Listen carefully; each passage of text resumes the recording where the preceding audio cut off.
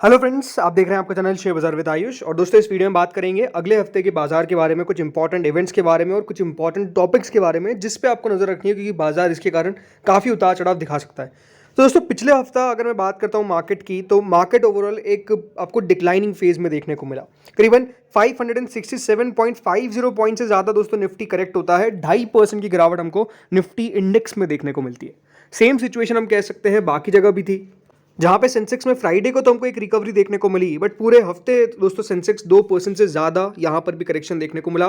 More than 1570 points Sensex आपको correct होता हुआ देखने को मिला। And the situation almost same Nifty bank में भी।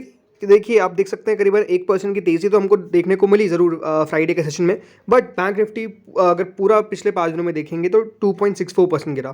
तो ये हम कह सकते हैं कि दोस्तों जो लास्ट वीक था वहाँ पर मार्केट का एक नेगेटिव मोमेंटम क्रिएट होता हुआ देखने को मिला। नेगेटिव बाजार में ट्रेडिंग हमको देखने को मिली, गिरावट देखने को मिली। और इसके पीछे के बहुत सारे रीजंस थे, लेकिन मेन रीज़न कौन सा था? मेन रीज़न था दोस्तों ईरान इजराइल का वॉर। और दूसरा जो मेन रीज़न था वो था ये कि फेड अब हो सकता है कि यहाँ पर इंटरेस्ट रेट कट जल्दी ना करे, हो सकता है कि इंटरेस्ट रेट बढ़ा भी दे। ऐसे कुछ बयान निकल कर आ गए जिसने दोस्तों बाजार का मूड माहौल काफ़ी ख़राब करा और मार्केट में गिरावट हमको देखने को मिली। बट ये बात ज़रूर है कि बाजार में हमको उसके बाद फ्राइडे को रिकवरी भी देखने को मिली।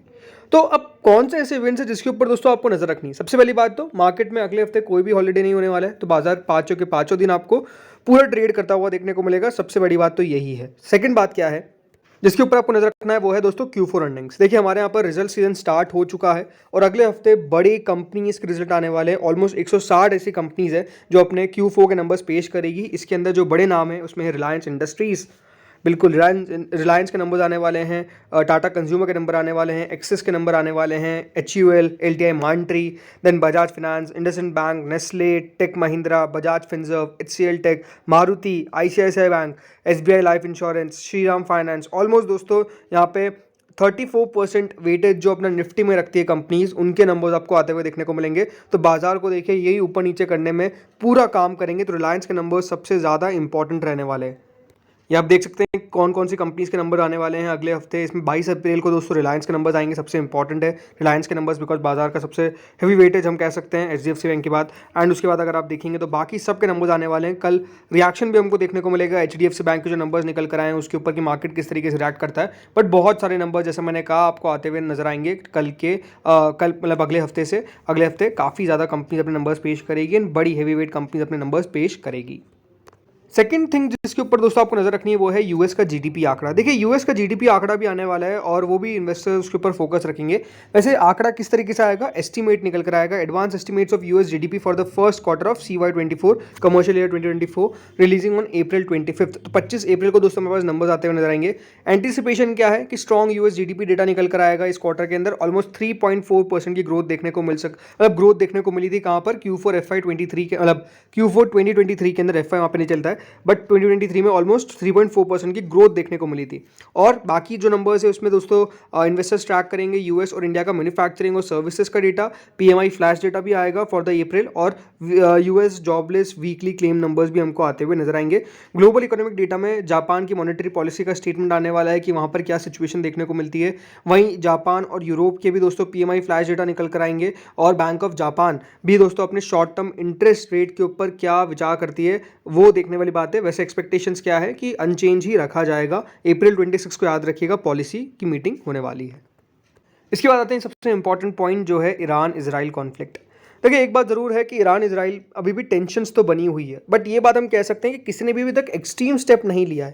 देखिए, जरूर आपको समझना पड़ेगा कि एक्सट्रीम स्टेप का मतलब क्या होता है। एक्सट्रीम स्टेप का मतलब होता है कि देखिए अपने सैनिक वहां पर भेज दे, राइट। दोनों कंट्रीज जो है वो जमीन पर लड़ती हुई नजर आए। बट अभी आप क्या देख रहे हैं? ड्रोन से ज़्यादातर फाइट्स आपको होती हुई नजर आ रही है, मिसाइल से ज़्यादातर फाइट होती हुई नजर आ रही है। और वो भी ऐसा नहीं कि लगातार चले जा रहा है, कोई रुक नहीं रहा है। टाइम टू टाइम देखिए कभी ईरान छोड़ रहा है, कभी इजराइल छोड़ रहा है, वो सब चीज़ें हैं। और आई थिंक बाजार ने उसको पचा भी लिया, बिकॉज अगर आप खुद समझेंगे हुआ क्या। सबसे बड़ी बात आप देख सकते हैं फ्राइडे को आपको पता था कि यहाँ पे जो है इजराइल ने फिर से ईरान के ऊपर हवा बोला है, लेकिन बाजार दोस्तों रिकवर कर गया। क्यों?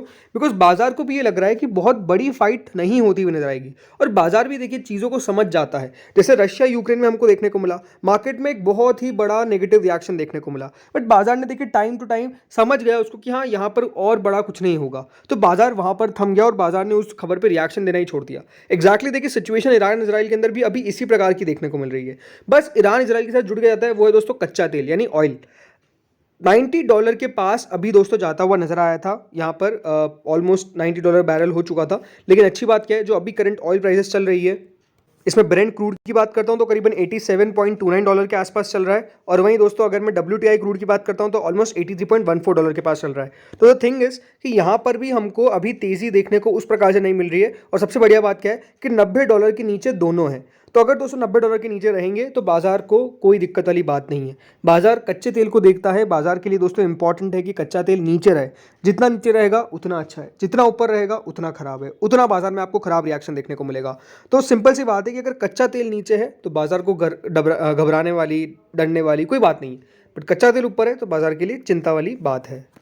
बाकी आगे अपडेट क्या है इनकी वॉर का अभी तक, तो देखिए यहाँ पर खबर क्या आ रही है, Iran Israel appear to pull back from brink as US approves military aid. देखिए साफ साफ यहाँ पे बात क्या है, ईरान ने डाउन पे किया, Israel reported retaliation for its unprecedented drone and missile attack, tamping down fears that escalating attacks between the arch enemies could tip over into a broader war in the Middle East. ऐसा दोस्तों खबरें आ रही थी, लेकिन जैसे मैंने कहा कि यहाँ पर बहुत ज़्यादा एक्सट्रीम स्टेप दोनों लेने को अभी तैयार नहीं है, बिकॉज दोनों को पता है कि उनकी सिचुएशन क्या है।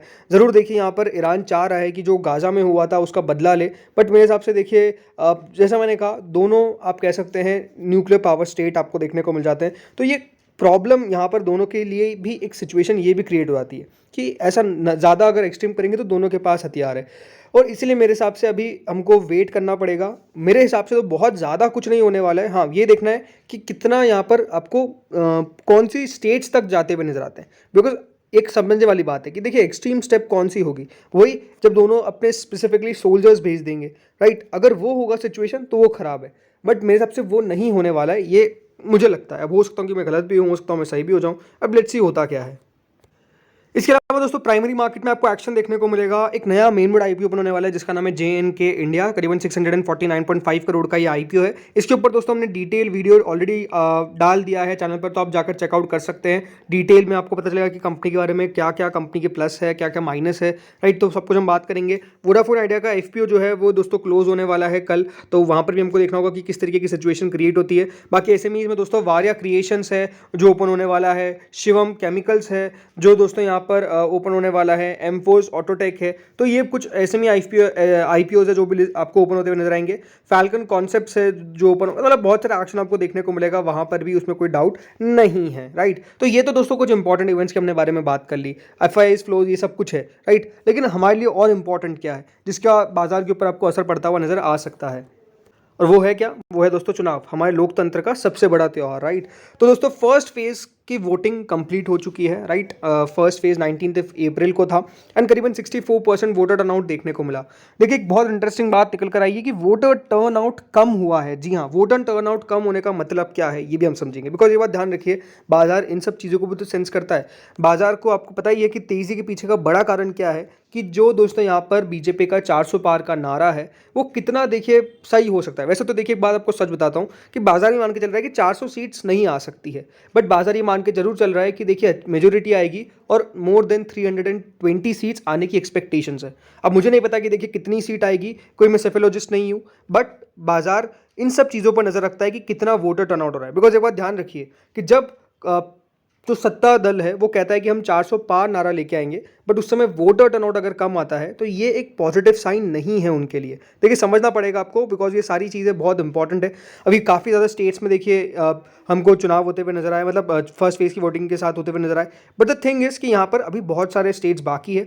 कुछ स्टेट्स में कुछ ही पर्टिकुलर सीट्स पे हम कह सकते हैं इलेक्शंस हुए हैं, तो कभी काफ़ी स्टेट्स में काफ़ी सीट्स बाकी है। तो वोटर टर्नआउट अभी तो देखिए फर्स्ट फेज में 64% हमको देखने को मिला है। अगर ये आगे बढ़ता हुआ नजर आएगा तो कोई दिक्कत वाली बात नहीं है, सच ये हम मान सकते हैं।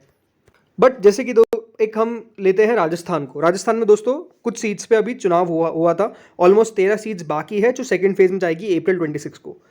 जो लोअर वोटर टर्नआउट रहा है ये एक ज़रूर दोस्तों चिंता का विषय है। किसके लिए? ये समझना बड़ी बात है, राइट? क्योंकि ये बात ध्यान रखिए, अगर लोअर वोटर टर्नआउट होता है विधानसभा चुनाव के अंदर, मतलब हायर वोटर टर्नआउट होता है कहाँ पे? विधानसभा असेंबली पोल्स के अंदर, तो जो करंट गवर्नमेंट रहती है उसके लिए चिंता वाली बात होती है। वहीं अगर जो वोटर परसेंटेज है इनकी होता है लोकसभा में, तो इसका बेनिफिट किसको होता है? बीजेपी को। देखिए समझिए क्या लिखा हुआ है, at the same time if the voting percentage increases in the Lok Sabha, BJP gets benefit। But हुआ क्या है?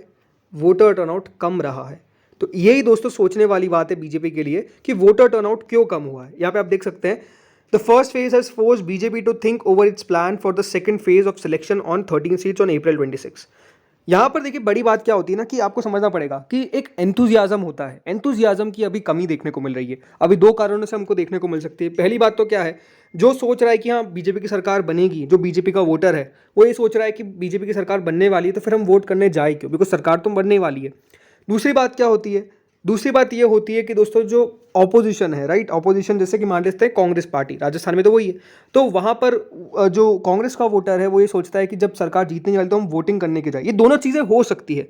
अब मान लीजिए कि अगर फर्स्ट सिनारियो लेते हैं कि सोच में आ रहा है कि जो बीजेपी का वोटर है वो नहीं आ रहा है वोटिंग करने, बिकॉज उसको लग रहा है कि जीत जाएगी, लेकिन यही मान लीजिए कांग्रेस का वोटर ज़्यादा आ गया, ऑपोजिशन का वोटर ज़्यादा आ गया, तो ये सिचुएशन टेंस क्रिएट कर देता है कि ऐसा क्या होगा।